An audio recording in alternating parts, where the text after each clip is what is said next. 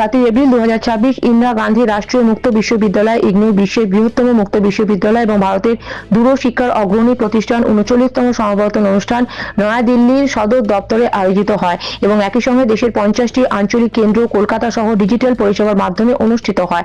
ভারতের মাননীয় উপরাষ্ট্রপতি শ্রী সিপি রাধাকৃষ্ণন প্রধান অতিথি হিসেবে অনুষ্ঠানে ভার্চুয়াল উপস্থিত থেকে সমাবর্তন ভাষণ প্রদান করেন। ইগনুর আঞ্চলিক কেন্দ্র কলকাতা সমাবর্তন অনুষ্ঠানটি নেতাজি সুভাষচন্দ্র বসু অডিটোরিয়াম NITTR সল্টলেক কলকাতায় আয়োজন করা হয়।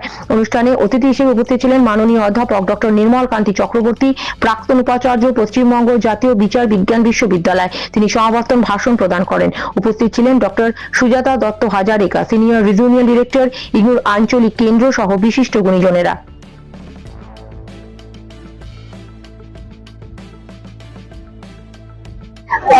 IGNU was established, to democratize education in India.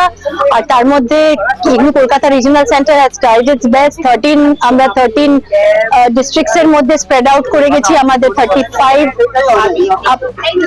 35 study centers আছে, এখানে learner support centers, আর আমাদের mechanismটা হলো in a collaborative mode so that আমাদের best resources can be given to the learners. This effort has been with IGNU since 1985, and it has tried to democratize education and take it to every doorsteps, and in the aligning to the NEP 2020. Since 1985 to 2020, the journey has been elaborate, and we have increased our gross enrollment ratio enormously. Numerically and gross enrollment ratio expansion of education has taken place through IGNU. Now the efforts by aligning with NEP 2020 is to make sure that we can integrate more quality and more outcome based for the programs that they come out with, so that we can make education more relevant, more flexible, more technology enabled and innovative, so that they can respond to the needs of the hour. And as you know, IGNU's motto has been for inclusive education. So through inclusive education, we have tried to touch every section of society, whether you talk of armed forces and whether you talk of jail inmates, women, even paramedics. So we have tried to take education to every doorstep, and in an effort to democratize and make it inclusive, in all. Today we have celebrated 39th convocation of Indira Gandhi National Open University under Regional Center Kolkata.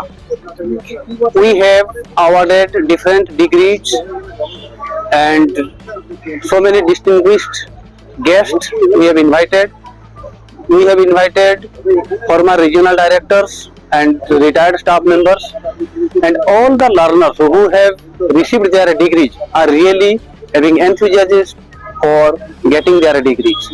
We celebrate convocation in a very pride and in a different way.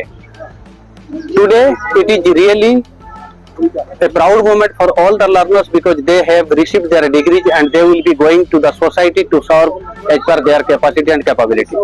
We always grace them, and we always pray the God to bless them to succeed their future endeavors. Thank you very much.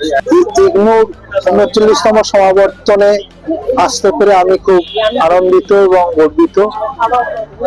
ইগনুর চলার পথে আমার একটা সময়ে আমি এর সঙ্গে যুক্ত ছিলাম লেখক হিসাবে।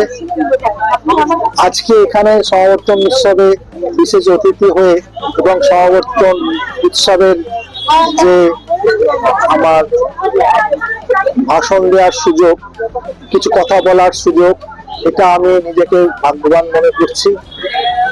আমার আশা যে ইগনুতে যে প্রশিক্ষণ দেওয়া হয় সেটা আমাদের অনেক ট্র্যাডিশনাল ইউনিভার্সিটির চেয়ে অনেক ভালো, এবং তাদের কাজের এবং যে প্রশিক্ষণ তাদের লাগবে, স্কিল লার্নিং আমরা যেটা বলি, যে দক্ষতা, সেই দক্ষতার ক্ষেত্রে এদের যে মেটেরিয়ালস তৈরি করা হয়, যে পাঠ্যক্রম তৈরি করা হয়, যে শিক্ষকদের আনা হয়, যাদের দিয়ে লেখা হয়, সেগুলো খুবই উচ্চমানের।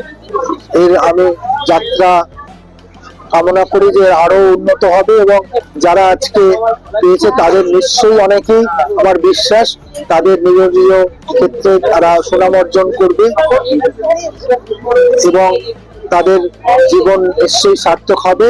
নিজেদের উপর আমি বিশ্বাস করি। আমাদের যেহেতু এখানে বাংলা পশ্চিমবঙ্গে তারা শিক্ষা করছে, তারা রবীন্দ্রনাথ, নেতাজি, স্বামীজির জীবন এবং তাদের সংগ্রামকে তারা মনে রেখে নিজেদের বিশ্বাসকে অটুট রেখে তারা এগিয়ে যাবে।